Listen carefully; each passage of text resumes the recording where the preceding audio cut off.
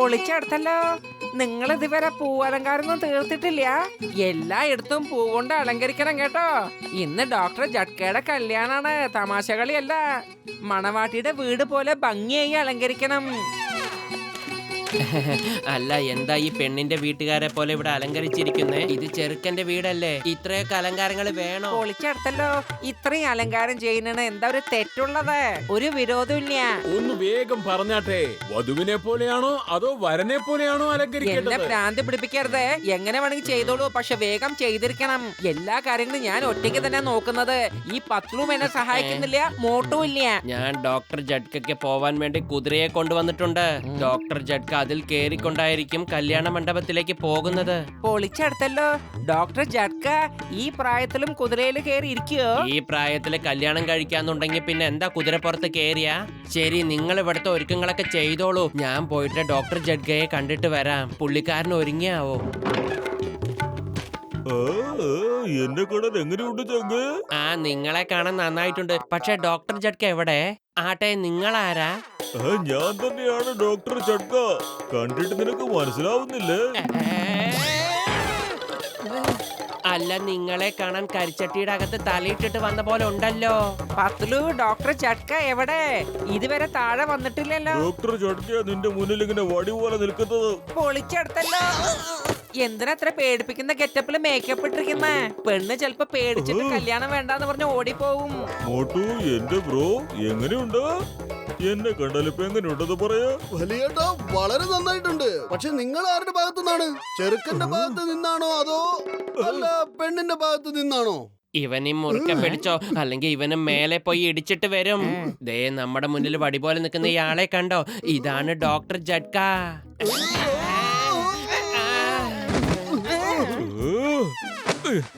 ഇന്ന ഇപ്പൊ നിനക്കൊക്കെ സമാധാനമായില്ലേ? ഇതാ നിൽക്കുന്നു നിങ്ങളുടെ ഡോക്ടർ ജഡ്ക.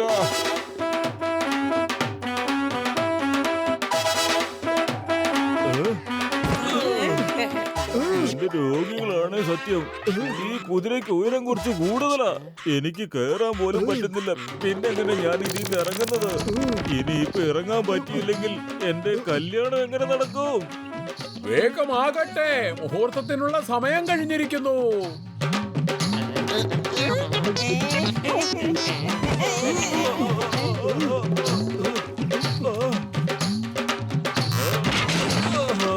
എന്റെ പൊന്നത്തിമാറമ്മച്ചിയെ, എന്റെ നടുവൊടിഞ്ഞെന്നാ തോന്നുന്നേ. എന്റെ മോട്ട് വേഗം എന്തെങ്കിലും ഒന്ന് ചെയ്യ്. ഇങ്ങനെ പോയ കല്യാണ മണ്ഡപത്തിലേക്കല്ല, ഹോസ്പിറ്റലിലേക്കാവും ഡോക്ടർ ജഡ്കയെ കൊണ്ടുപോകേണ്ടത്. ഞാൻ എന്ത് ചെയ്യാനാ? വെറും വയറ്റിൽ എന്റെ ബുദ്ധി പ്രവർത്തിക്കില്ലെന്ന് അറിഞ്ഞൂടെ? നീ തന്നെ ആലോചിക്ക്. ഐഡിയ.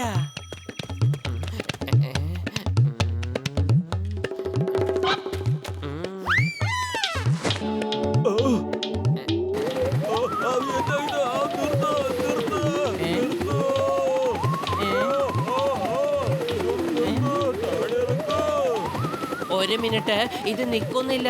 എങ്ങനെ ഇത് കൺട്രോൾ ചെയ്യാ? ഇങ്ങോട്ടാ, ഞാൻ ചെയ്യാം.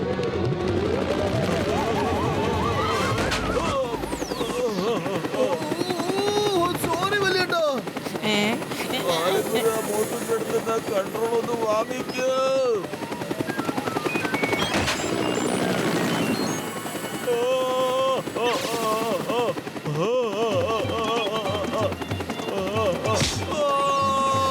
നീ എന്നെ കല്യാണ പന്തലിലോട്ടാണോ അതോ മുകളിലോട്ടാണോ അയക്കാൻ പോകുന്നത്? എന്റെ പൊന്നിനെ, ഞാൻ റേസിനൊന്നും അല്ല, കല്യാണത്തിനാ പോകുന്നത്. നീ ഒന്ന് അടങ്ങി നിൽക്ക്.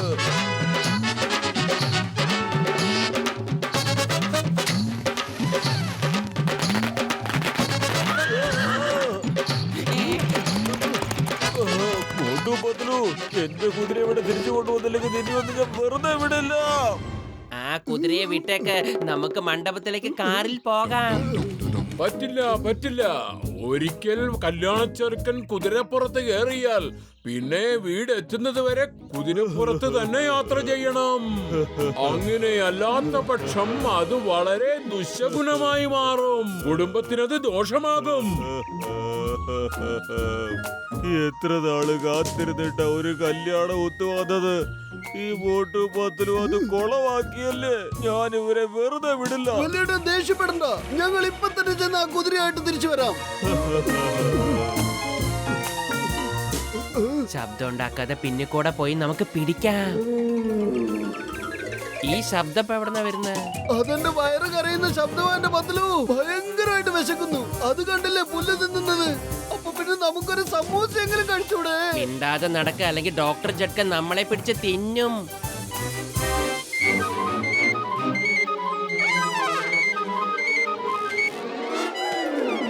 കുതിര നടക്കുന്നത് പോലെ നടക്ക. നീ ഒന്നും മിണ്ടാതിരിമണ്ട. കുതിര നല്ല സ്പീഡിലല്ലേ പോവുക.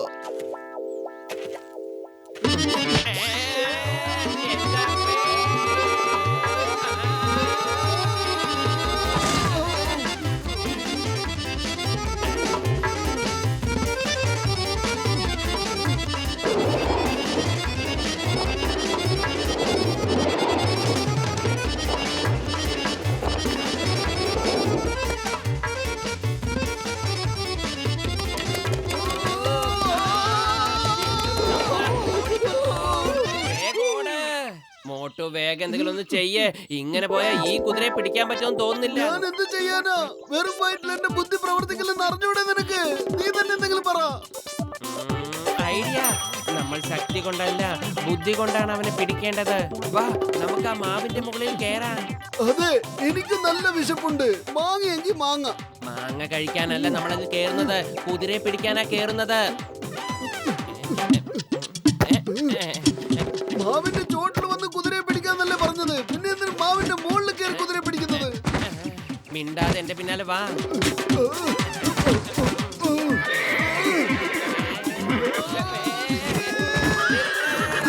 രക്ഷിക്കണേ.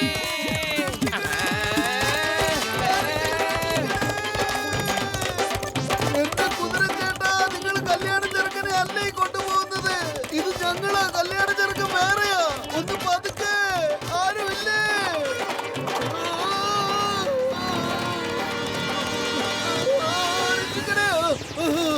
രക്ഷപ്പെട്ടു.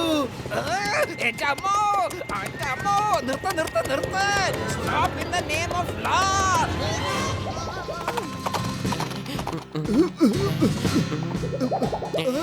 ചിങ്കം സാറേ, നിങ്ങളുടെ തല എവിടെ? നിയമമാണ് സത്യം, ഭാരതമാതാവാണ് സത്യം. ഞാൻ ആ കുതിരയെ വെറുതെ വിടില്ല. ഇല്ല ഇല്ല ഇല്ല ഇല്ല ഇല്ല, വെറുതെ വിടില്ല. പൊളിക്കടുത്തല്ലോ. 20 വർഷ അനുഭവത്തിൽ ഞാൻ ആദ്യമായിട്ടാണ് റിക്ഷ ചവിട്ടുന്നത്. അതെ, റിക്ഷ വേഗം ഒന്ന് ഓടിച്ചാട്ടെ. കല്യാണത്തിന്റെ മുഹൂർത്ത സമയം അടുത്തോണ്ട് വരികയാ. നമുക്ക് എത്രയും പെട്ടെന്ന് ആ കുതിരയെ കണ്ടുപിടിക്കേണ്ടിയിരിക്കുന്നു, അല്ലെങ്കിൽ പ്രശ്നമാകും. എന്റെ രോഗികളാണെങ്കിൽ സത്യം എന്റെ കല്യാണം ഒന്ന് കഴിഞ്ഞോട്ടെ. ആ മോട്ടൂനെ ഞാനുണ്ടല്ലോ വെറുതെ വിടാൻ പോകുന്നില്ല. കുറച്ചുകൂടെ വേഗം പോ കസിട്ട്. എന്റെ കല്യാണത്തിന്റെ കാര്യമല്ലേ. പൊളിക്കടുത്തല്ലോ. മോട്ടു, നീ എവിടെ പോയി കിടക്കുന്നത്? മമ്മി, രക്ഷിക്കണേ. എന്റെ കുതിര ചേട്ടാ ഒന്ന് നിക്ക്. എന്റെ കൂട്ടുകാരന്റെ കല്യാണമാ. അത് കഴിച്ചിട്ട് നീ എവിടെ വേണേലും പോയിക്കോ. Stop in the name of law. India രാജ്യമാണ് സത്യം, ഭാരതമാതാവാണ് സത്യം.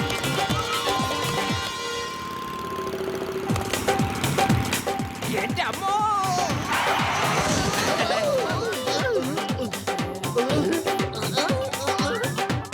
ചിങ്കം സാർ എവിടേക്കാ പോയേ?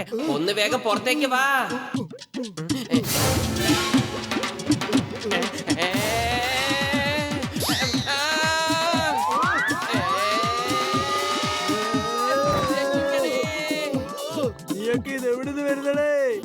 സോറി വലിയേട്ടാ, മോളിൽ നിന്നാ വന്നത്. പക്ഷെ ഞങ്ങൾക്ക് താഴേക്കാ പോകേണ്ടത്. താഴേക്ക് വേണ്ട, മോളിൽ തന്നെ പോയാ മതി.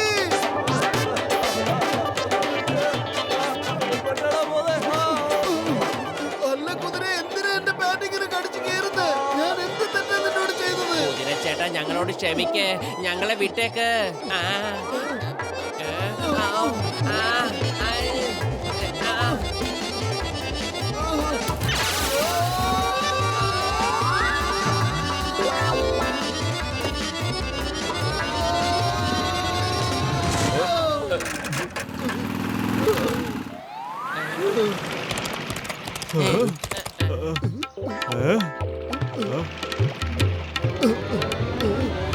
സമൂസേ.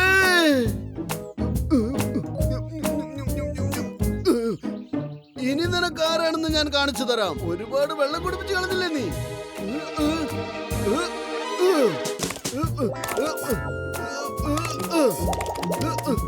കൊള്ളാം മോട്ടു, നീ അതിനെ വിടരുത്. എന്റെ കല്യാണത്തിന്റെ കാര്യ. Motu very good. നിനക്കതിനെ നിയന്ത്രിക്കാൻ കഴിഞ്ഞല്ലോ.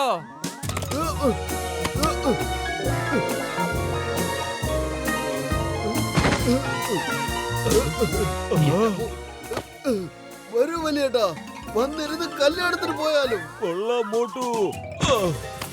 എന്റെ കുതിരച്ചേട്ടാ, ചേട്ടന്റെ മുതുകത്തിരിക്കുന്ന ഇയാളില്ലേ, ഇയാളാണ് കല്യാണ ചെറുക്കൻ. ഇയാൾക്ക് വേണ്ടിയാണ് നിങ്ങളുടെ അടുത്തേക്ക് ഞങ്ങൾ വന്നത്. പകയും വിദ്വേഷവും ഒക്കെ മാറ്റി വെച്ചിട്ട് ഇപ്പൊ കല്യാണ ചെറുക്കനെ ഇങ്ങോട്ട് ചെല്ല്.